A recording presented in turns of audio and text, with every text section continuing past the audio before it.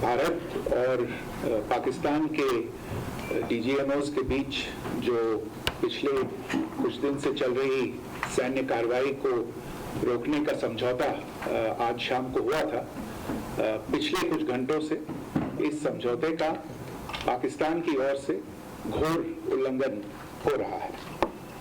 भारतीय सेना जवाबी कार्रवाई कर रही है और इस सीमा अतिक्रमण से निपट रही है। ये अतिक्रमण अत्यंत ही निंदनीय है और पाकिस्तान इनके लिए जिम्मेदार है। हमारा मानना है कि पाकिस्तान इस स्थिति को ठीक से समझे और इस अतिक्रमण को रोकने के लिए तुरंत उचित कार्रवाई करे। सेना ने इस स्थिति पर कड़ी नजर रखी हुई है और उसे किसी भी अतिक्रमण से निपटने के लिए ठोस और सख्त कदम उठाने के लिए आदेश दे दिए गए हैं। आणि याविषयी आपण बोलूया। संरक्षण आणि आंतरराष्ट्रीय अभ्यासक स्नेहा कुलकर्णी आपल्यासोबत आहेत। स्नेहाजी, आपण पाहतोय की नुकतीच परराष्ट्र सचिव विक्रम मिस्री यांनी जी पत्रकार परिषद घेतलेली आहे त्यामध्ये सैन्याला सक्त कारवाईचे निर्देश त्यांनी दिलेले आहेत आणि आता अशा सगळ्या गोष्टींमध्ये पाकिस्तानने आपल्या पायावर स्वतः धोंडा मारून घेतला असं म्हणायचं का? प्रमुख माहिती मी या ठिकाणी आपल्याला अशी देऊ इच्छिते की आज जे साधारणतः फॉरेन सेक्रेटरी मार्फत आज जे काही स्टेटमेंट त्यांनी दिलेलं आहे त्या स्टेटमेंटमध्ये कुठेही सीज फायर असा उल्लेख नाही।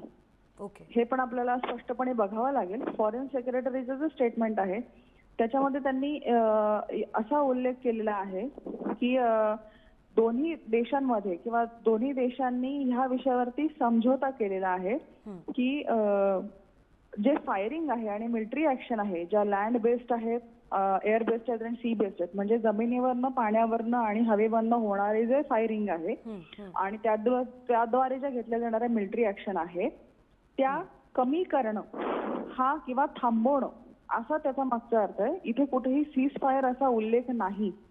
त्याच्यामुळे आपल्याही जे काही आता विक्रम मिस्रींनी जी काही घेतली मीटिंग किंवा जे काही ब्रीफिंग दिलेलं आहे आपल्याला एक स्पष्ट दिसून येईल ह्यांच्यामध्ये कुठेही सीज फायरचा हा उल्लेख झालेला नाहीये। म्हणजे आपण हे अपेक्षित धरूनच चाललेलो आहे की कुठे ना कुठे पाकिस्तानच्या कारवाया सतत सुरूच राहणार आहे आणि हा कुठेही थांबण्याचं नाव घेणार नाही जोपर्यंत त्यांचं पूर्णपणे नुकसान होत नाही किंवा भारतामार्फत त्यांचा पूर्णपणे निपात होत नाही।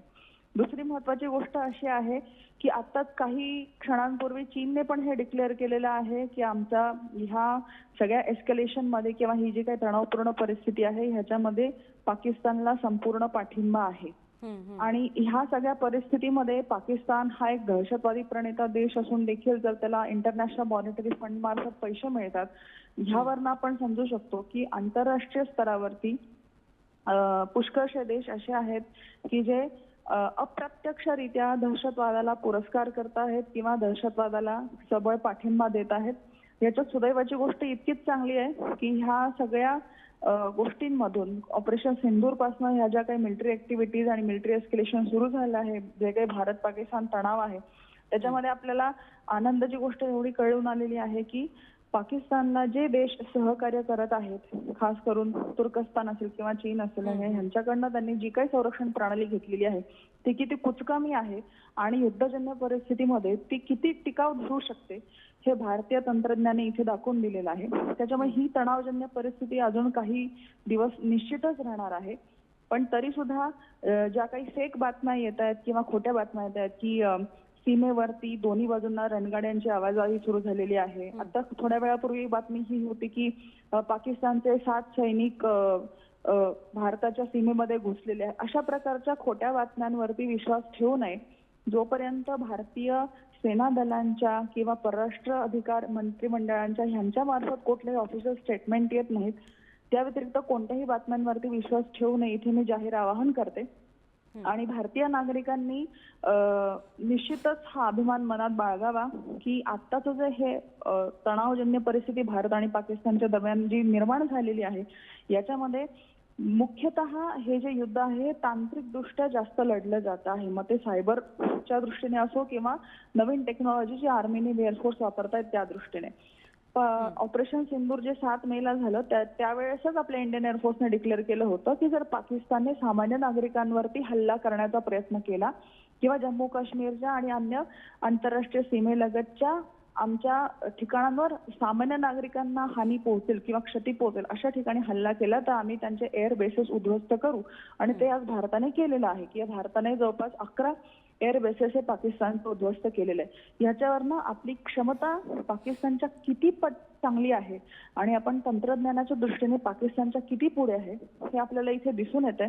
त्याच्यामुळे निश्चितच नागरिकांनी निश्चिंत राहावं. तणावजन्य परिस्थिती ही राहते पण त्याच्यातनं आपलाच विजय निश्चित होणार आहे हे आपल्याला गेल्या काही दिवसांपासून दिसून येत आहे.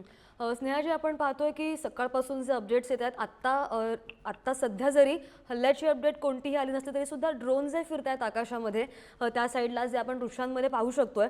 पण आता म्हणजे एक साईडला बघायला झालं तर आपल्या भारतीय सैन्याने लष्कराला जर आदेश दिलेले आहेत की हे थांबवा, आपण थांबवलेलं होतं, मात्र 5:30 वाजता ही शस्त्रसंधी लागू केली गेली आणि 8:30 वाजता पुन्हा तेच झालेलं आहे. असा विचार आपण तो अँगल लागू शकतो का की पाकिस्तानचं जे लष्कर प्रमुख आहेत मुनीर त्यांचं लष्कर ऐकत नाही आणि त्यामुळे त्यांनी शस्त्रसंधीचं त्यामुळे उल्लंघन केलेलं आहे, किंवा यातून पाकिस्तान पुन्हा लष्कराचं त्यात बंड आणि मग सत्तांतर तिथे पाहायला मिळू शकतं का?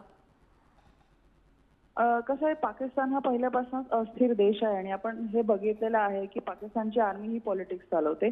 एकदम भारताच्या विरुद्ध परिस्थिती ती आहे आणि मुळात म्हणजे तुम्ही जर साप पाळणार असाल तर तो साप कधी ना कधी तुम्हाला दंश करणार आणि तीच परिस्थिती आता पाकिस्तानची झालेली आहे. अनेक दहशतवादी गटांनी पुरस्कृत असलेल्या ह्या देशामध्ये जर तुम्ही स्वतःच्या सत्ता स्थापन करण्यासाठी आणि स्वतःला सुपिरियर किंवा एका विशिष्ट ठिकाणी उंचीवरती नेऊन ठेवण्यासाठी जर तुम्ही दहशतवादी गटांचा वापर करत असाल तर कधी ना कधी ह्या नकारात्मक शक्ती तुम्हाला पण त्रास देणारच आहेत आणि तोच परिणाम आज पाकिस्तान स्वतः भोगत आहे की कालपासून आपण हे बघतोय की तेहरीक-ए-तालिबान ऑफ पाकिस्तान असेल किंवा बलुचिस्तान लिबरेशन आर्मी असेल, यांनी पाकिस्तान आर्मीच्या अगदी त्यांना सळो की पळो करून सोडलेलं आहे. या परिस्थितीमध्ये ते भारताशी युद्ध पण करू इच्छितात आणि ह्या सगळ्यांमध्ये ते तंत्रज्ञानाच्या दृष्टीनेही मागास आहे.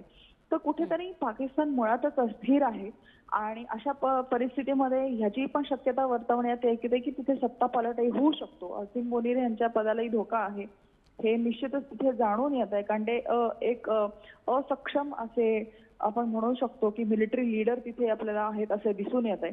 त्याच्यामुळे पाकिस्तान मध्ये एक आंतरिक परिस्थिती जी त्यांची आहे अत्यंत चिघळलेली परिस्थिती आहे आणि त्याच्यातनं मार्ग काढून पुन्हा भारताशी युद्ध धरून स्वतःचा पग निर्माण करणं किंवा एक स्वतःला सक्षम शक्ती म्हणून जगासमोर मांडणं हे बऱ्याचशा देशांचं जरी त्यांना सहकार्य असलं तरी ही अत्यंत कठीण अशी परिस्थिती पाकिस्तानवर आता सध्या आहे.